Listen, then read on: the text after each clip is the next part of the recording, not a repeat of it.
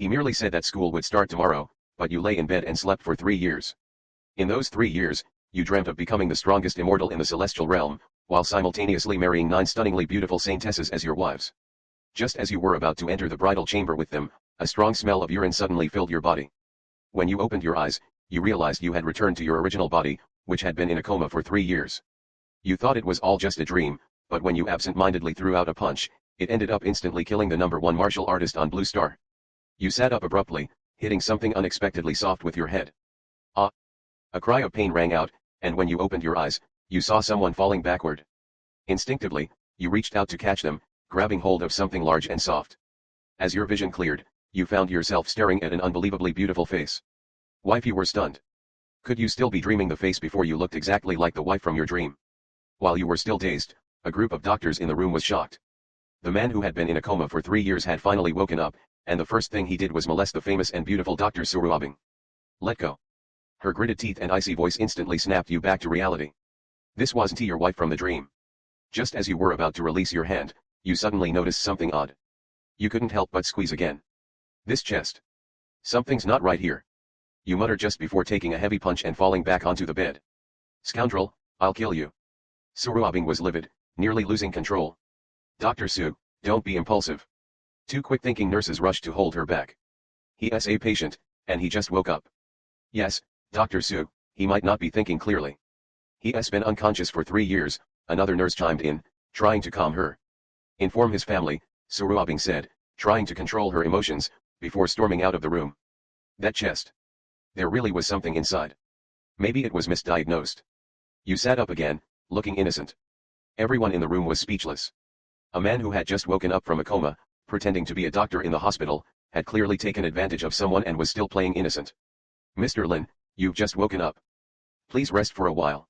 We'll notify your girlfriend, a nurse said politely as the rest of the medical team left the room. My girlfriend? Since when do I have a girlfriend? You were confused and rubbed your head, feeling disoriented. Your mind seemed flooded with countless pieces of information: medical techniques, celestial arts, alchemy, cultivation methods, all things you had acquired during your 1,000-year journey in your dream.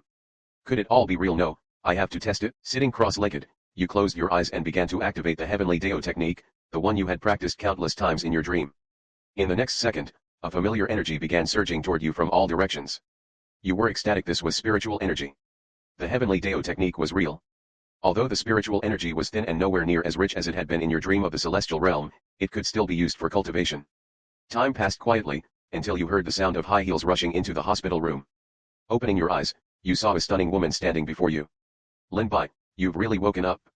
The woman looked at you with excitement, but her expression wasn't one of joy, it was more like shock. Before you could respond, a nurse entered the room, and the woman's expression immediately shifted. The next second, she suddenly threw herself into your arms. Thank goodness, husband. You finally woke up. I thought you were never going to wake up. Her voice even had a slight tremble to it, as if she were choking up. The nurse, seeing the scene, quickly excused herself and left. Once the nurse was gone, you spoke up. All right, no need to pretend anymore. Who exactly are you? I'm Chin Sueo, the woman replied, trying to stay calm. Do you remember the car accident 3 years ago? Memories came flooding back, and you finally recalled that night after your college graduation dinner. You had been out singing karaoke, drunk, when a car hit you, sending you flying. Wait a second, Chin Sueo, the legendary campus belle of Zhongchen University. Chin Sueo, you were shocked. The genius campus belle, someone who had been nearly impossible to even catch a glimpse of, was now in your arms. This was too good of an opportunity to pass up. You tried to sneak a touch. Don't move. Chin Sueo's cheeks flushed red. This guy, why is he acting like such a scoundrel? Sorry, it's my fault. I was the one who hit you with the car, she said, catching you off guard. So, she was the culprit behind your accident. No wonder she had been so nice to you. Lin Bai, there is something I need to tell you, Chin Sueo continued, her expression becoming slightly more serious. After I took you to the hospital back then, I stayed by your side to take care of you. But the nurses mistook me for your girlfriend. At the time, my grandfather was pressuring me to date Jiao Sanji from the Jiao family, but I had heard that Jiao Sanji's private life was a mess, and he even had some peculiar fetishes. I was desperate, so I went along with the misunderstanding and admitted that I was your girlfriend. For the past 3 years, the entire Zhongchen knows I have a boyfriend who is in a vegetative state. Chin, the great campus belle, you're really taking advantage of a guy who couldn't speak, forcing an innocent man into marriage. You finally understood how you ended up with a girlfriend. I'm sorry, I was wrong in this matter, and I'll make it up to you, Qin Sueo said with a charming smile. But now, I need your help with something else. What, do I need to keep pretending to be your boyfriend, you asked casually. No, I need you to marry me, she said, looking at you seriously. I've used you as a shield for 3 years, but my grandfather still insists I marry Jiao Sanji because he is the heir of the prestigious Jiao family, one of the top families in Zhongcheng. I see. So you want to make a deal, you replied, beginning to understand. Your parents had to rely on relatives to get you through college, but just after graduation, you had the car accident and fell into a coma. Now, it's hard for you to find a suitable job, and I'm sure you need money. Let us have a contract marriage for 1 year. I'll give you 100,000 yuan in living expenses every month, and after a year, we'll divorce. As compensation, I'll give you 10 million yuan, Qin Sueo explained, her eyes full of expectation as she waited for your response. Sounds good, let us get married, you said, after hesitating for only 3 seconds. Any longer would have been disrespectful to the 10 million yuan. After all, you were indeed broke, and even though you could now cultivate, cultivation could be very costly. I brought you some clothes and shoes. Change into them first, Qin Sueo said, handing you a bag before preparing to leave. But you suddenly spoke up. Oh, I forgot to mention something. While I'd love to sleep with you after all, you have a great figure. If you really want me to stay in bed with you, that would be more like selling my body. Qin Sueo paused for a second, glaring at you. You were much cuter when you were still in a vegetative state.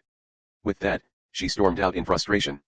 Really, even the 9 saintesses of the celestial realm were fighting to share a bed with me, you muttered to yourself, feeling a bit regretful that it had all been a dream. At that moment, a voice came from the doorway. You useless piece of trash, still putting on airs. A young man, dressed head to toe in designer brands, entered the room, flanked by 2 large bodyguards who blocked the door. I'm Qin Changfeng, Qin Sueo's cousin. You'd better not even dream of climbing the social ladder, he said, tossing a bundle of cash onto the bed. Here's 100,000 yuan. Take the money and get lost. 100,000 yuan. You think you can dismiss me like I'm some beggar? You gave him a look of disdain. Seriously, how cheap could someone from the Qin family be? You think that's not enough? Qin Changfeng froze for a second before sneering coldly.